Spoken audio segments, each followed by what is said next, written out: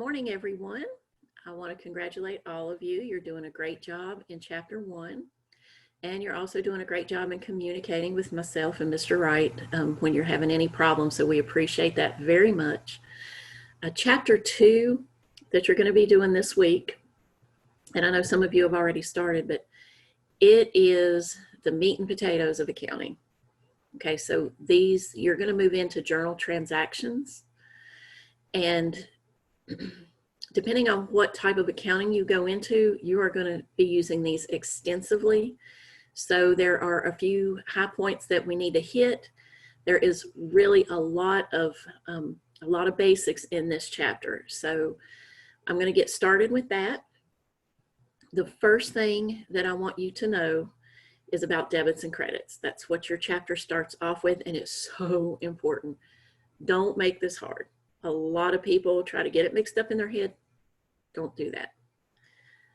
Debit means left, and I know that looks backwards, and I'm sorry. Credit means right. You can write it on your hands if you can't remember it. That's all it is. Debit means left, credit means right. It's that simple. So if you have to write it on your paper every time, whatever you need to do, just remember that. Okay, now I'm going to share my screen. And every day I learn a little more about Zoom, so one of these days we'll have this fluid.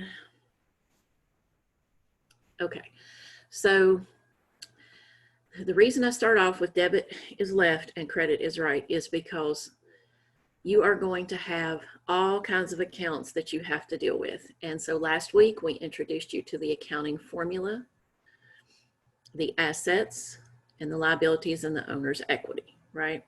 So underneath all of those headings, there are going to be different accounts, okay? And every single account, every single one, is going to have a debit side and a credit side, always, okay? Now, every account has a normal balance side, okay? And depending on what kind of account they are will determine which side is their normal balance. Okay, so here's the accounting formula. Assets equals liabilities plus owner's equity.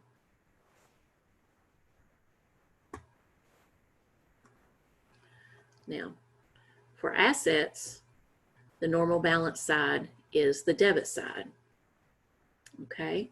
And so what that means is that if you have an asset, it's going to increase with a debit, okay? The flip side of that is it'll decrease with a credit. All right, so if you can just remember what accounts increase with the proper side, you'll know they decrease with the other side.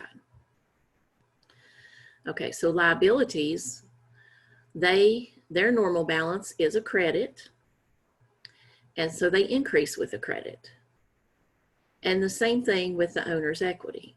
Okay, so any owner's equity account, the ones that increase owner's equity, they're going to increase with a credit. Okay, so the credit side is their normal balance. And if you remember, we talked about the accounting equation was the same as 5 equals 3 plus 2. So that kind of helps it make sense when you look at it like this, right? So the assets increase with a debit, and the other two types increase with a credit. The deal is your debits always have to equal your credits. Okay, that is so important. And we'll talk about an easy way to remember this in just a minute. But that always, okay, that equation has to stay balanced. So your debits will always equal your credits every single time you make a journal transaction. Okay. Now, I got a blank page in there. Okay, so now we're going to break down the accounts. So the assets we talked about assets or things that you own, and we talked about some things like cash and office furniture and things like that. There's a couple of odd ones that I wanted to pop in here for you because they throw some people. Okay, so one of the odd ones on assets is the accounts receivable. Okay, so accounts receivable is considered an asset because you fully expect your customers to send you that money.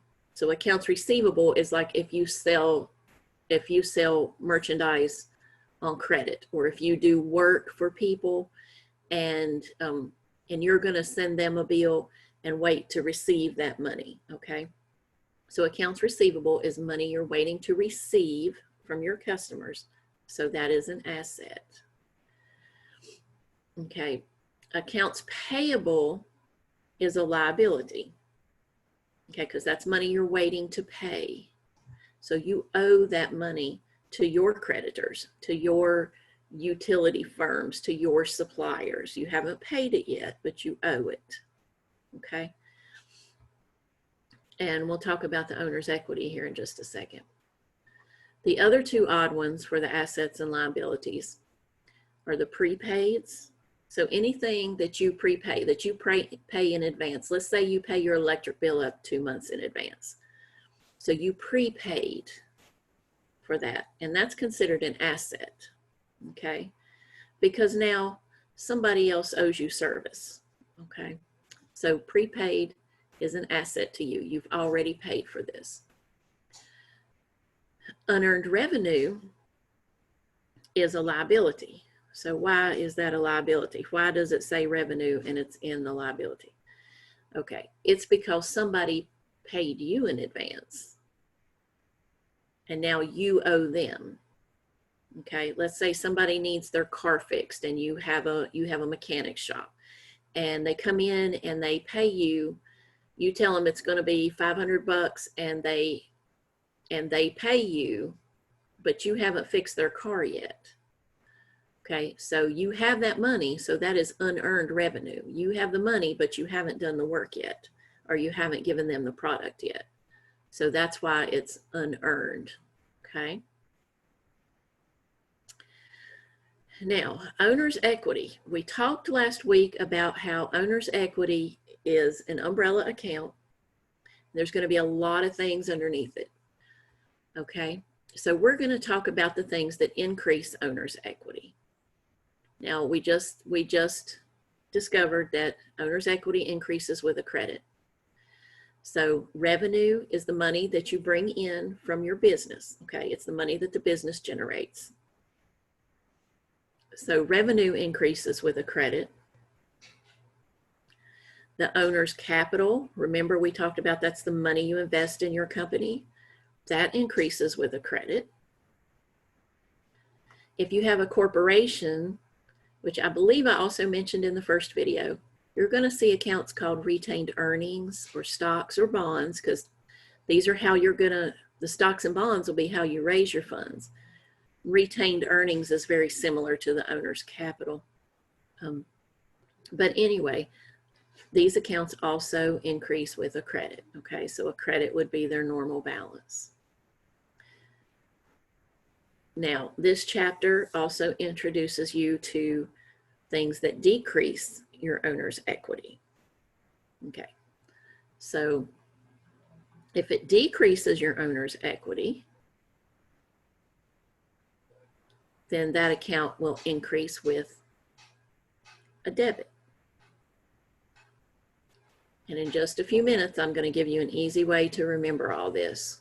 So if you get lost anywhere, you can always stop the video, back up, listen to it again, let it sink in. Okay, that's the advantage to having it on a video as opposed to in a classroom. So anyway, expenses, that's money you paid out, okay? You paid your bills. These were expenses. Okay, so those are going to increase with a debit because they decrease the owner's equity. And remember, owner's equity,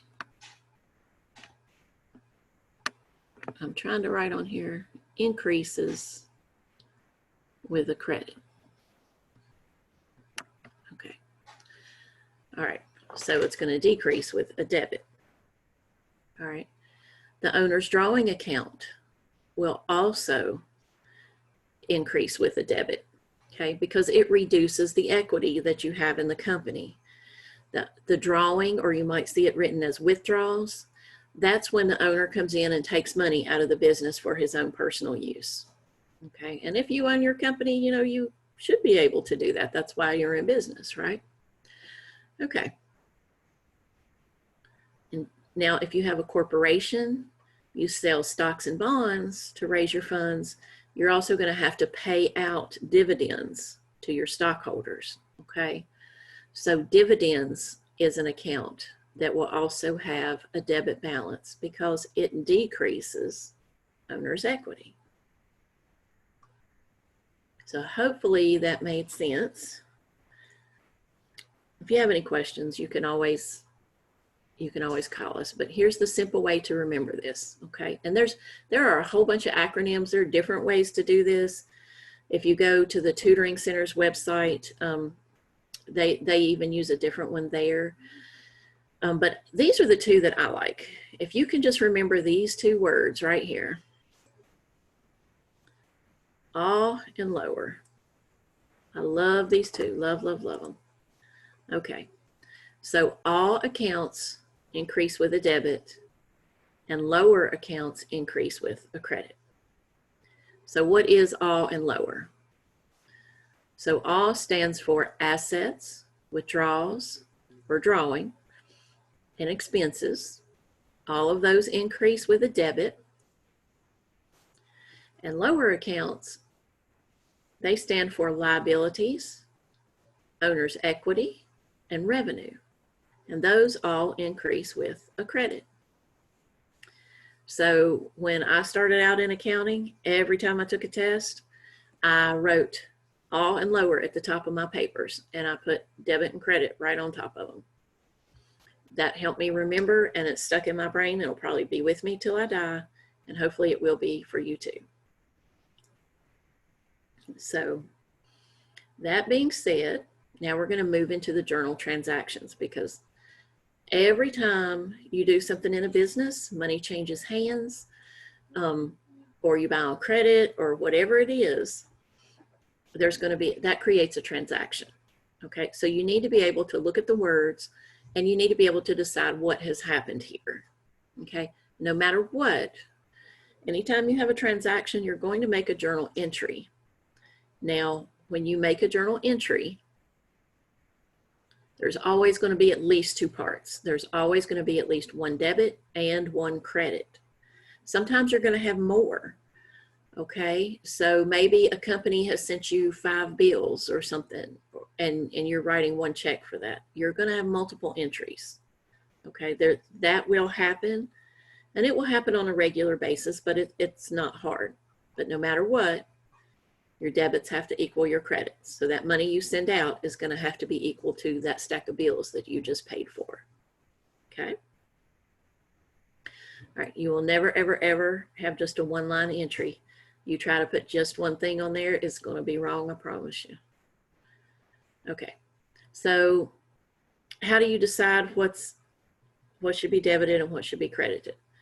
Well, there's a lot of ways to do that too, but one of the easiest things that I've ever come across is to just ask yourself, okay, in this scenario, what did I get? What did I give? You debit what you get, you credit what you give. It's almost that easy.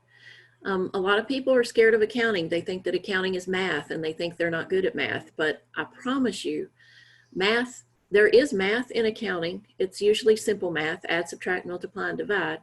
But most of accounting is just organizing the information and putting it in its proper place. It's like a puzzle.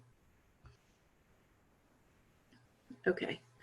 So the general journal, okay, your book, chapter 2, introduces you to the general journal. So a journal is where you're going to put every transaction that you come across in that day. And so I made a journal page for you guys to look at. Okay, so here's what a real journal would look like. Okay, so here's your date, and here is your debit, and here is your credit for this one transaction. And the next time something happened was on the 30th.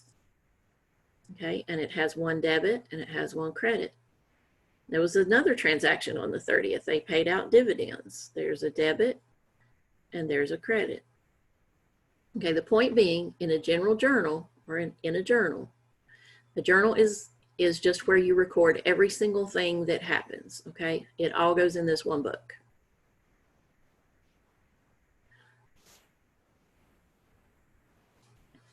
All right, now the next thing that happens at the end of each day, or maybe the end of each week, if you have a larger company, maybe you want to do it once a week, or excuse me, a smaller company, you would want to do it once a week. Okay, anyway, at some point you are going to post, you're going to take everything out of that general journal one line at a time, and you're going to put it in a ledger. So what is a ledger? A ledger is just a book. It could be a notebook, okay? But it has one page in it for every single account. Okay, so I'm going to show you the difference. And the reason I'm showing you this is because when you go in and do your homework, you're only going to see the little lines.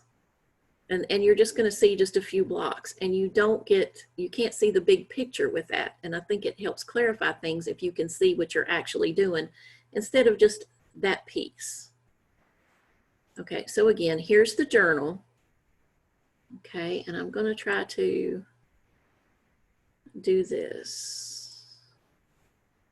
And here is a ledger. Okay, so you can see in the ledger, this page is only for cash. That's all that's going on here is cash.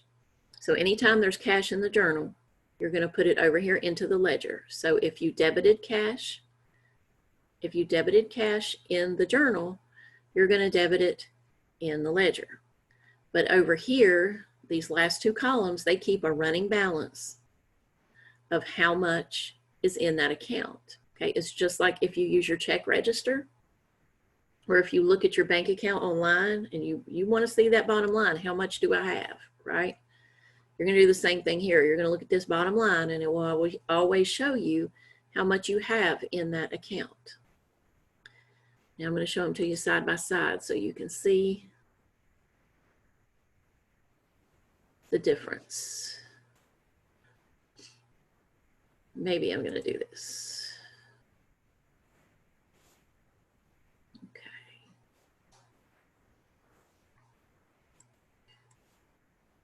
Okay, so if you look over here, okay, the first line was cash debited 400. In your ledger, your first line is the beginning balance, okay, because that's how much you had to start with. But right here, see the fourth? See the fourth? They just took this cash line and it was debited here, so it's debited here. And then they added that 400 to the 1,000 that was the beginning balance. And so then their balance was 1,400. Okay, so the next line, the next time we see cash, it's down here. Okay, now I just showed you this one page, but in this ledger, okay, there would be one whole page for unearned revenue. There would be one whole page for prepaid insurance.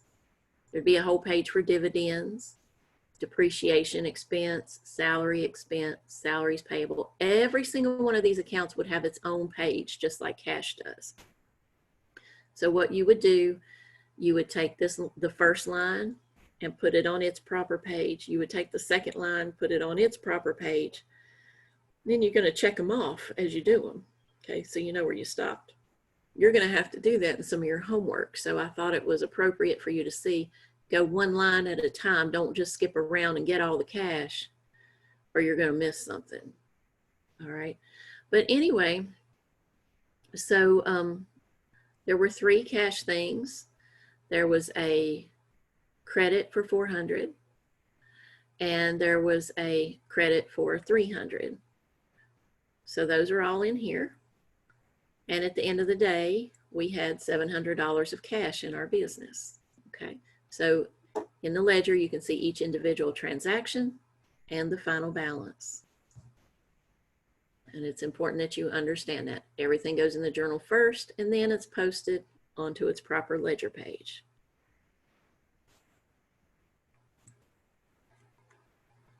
Okay. The unadjusted trial balance, that is just a list. You'll go through the ledger and you'll get the final balance on each account. And that's what the unadjusted trial balance is. It's just a listing of the accounts in order and their balances. That's all it is. And I gave you a list here of how they should be on your trial balance. Assets should come first, liabilities, owner's equity, revenues, and expenses. And the book tells you about this. I have found it really handy as I've worked in the accounting field to know this, because if you see an account that starts with a 1, like maybe it's account 101 or account 11. If it starts with a 1, I automatically know it's an asset. If it starts with a 2, I know it's a liability. A 3 is an owner's equity account. A 4 is a revenue account, and a 5 is an expense account. You know, it might be 5,022 if it's a big corporation, but if it starts with that 5, I know it's an expense. Okay. I don't know that any of your homework problems you're going to need to know that, but if you're going into accounting, it is helpful to know this. Okay, so you go back up here. I should have told you this in the beginning.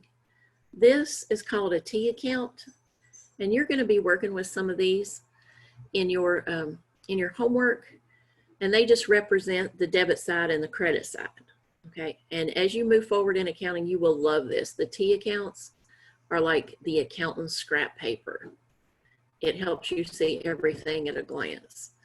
And I absolutely, positively love them.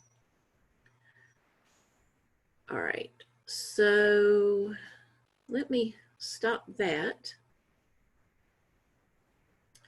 And I'm going to show you just we're going to walk through just a couple of really quick transactions, just some basic ones that you're probably going to see, because I think I covered all of the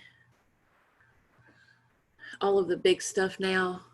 And so, all right, so let's say somebody lays a receipt on your desk and they paid $50 for a new tool. Okay, so if they paid $50 for a new tool, you ask yourself, what did I get? What did I give? So let's say we're a mechanic shop, and tools are our equipment. Okay, so what did you get? And by the way, DR is an abbreviation for debit. So what did you get? You got tools. Okay, so you got tools, and maybe that's called equipment. We don't know. Whatever you want to call it, it's your business. Okay, so you would debit your tools. What did you give to get those tools? And CR is the abbreviation for credit. You got cash. You gave cash. And this is what I'm talking about when I say, ask yourself, what did I get? What did I give? I got tools, and I gave cash to get those tools. All right, let's try another one. Let's say that I need some supplies. Okay, maybe I need, I don't know, paper towels, hand cleaner, toilet paper. Okay, maybe I need pens. All right, so I went to the supply store, got everything I needed, and I said, put it on my bill. So they give me this little credit slip, right? So I got the stuff on credit. They're going to send me a bill later, right? Okay, so what did I get? What did I give? I got supplies, so I'm going to debit my supplies. What did I give? Well, I didn't give money, I got stuff and I'm going to have to pay for it later. So I'm going to credit my accounts payable.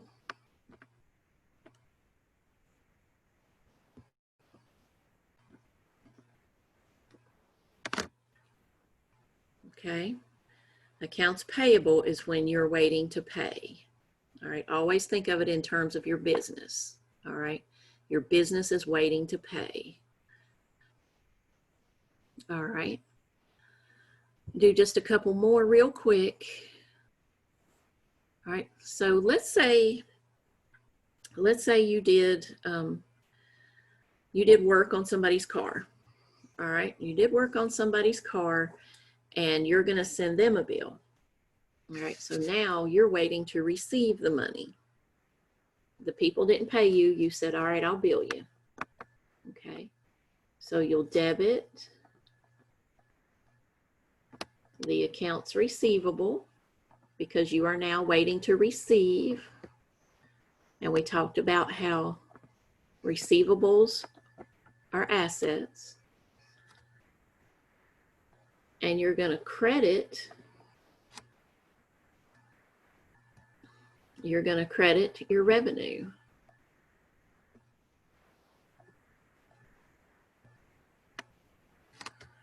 Okay, because that's money coming in. You record your revenue at the time the service is done. All right. Now, let's say you receive the cash. You send out the bill and the customer pays you for this service. Okay. So when you get the cash, you ask yourself, what did I get and what am I giving? Okay. What did I get? What did I give? Well, the customer sent me cash, so I got cash, right? What did I give? Well, I'm giving the customer back their accounts receivable. I'm actually reducing the accounts receivable because they don't owe it to me anymore. Okay, so right here, you put it into accounts receivable, right? Because assets increase with a debit. So here, my asset is decreasing with a credit. Okay. So those are some of the basics. Your book has tons of examples and they're really, really good examples. So take the time to look over those. I think there's several pages of them. Those are some of the basic ones you're going to deal with. So as always, if you have any questions, let me or Mr. Wright know. We're happy to help you. But I think you're going to like this chapter, and we're going to be building on this chapter from here on out. So please, please, please, this is like the meat and potatoes of accounting. This is the nitty gritty stuff. So don't get lost here. Ask questions if you need to ask questions, because it's going to help you going forward. Okay. And if you feel like you need extra help, like I said, we're always available. There's also the tutoring center at the college. It's a free service. So make sure to sign up for them. I have their phone number and email address in the announcement for week 2 if you need to use that. But we are always here to help you, so please take advantage of that. All right. Good luck, guys. I hope y'all have a great week, and we will see you sometime in the near future. Have a good day.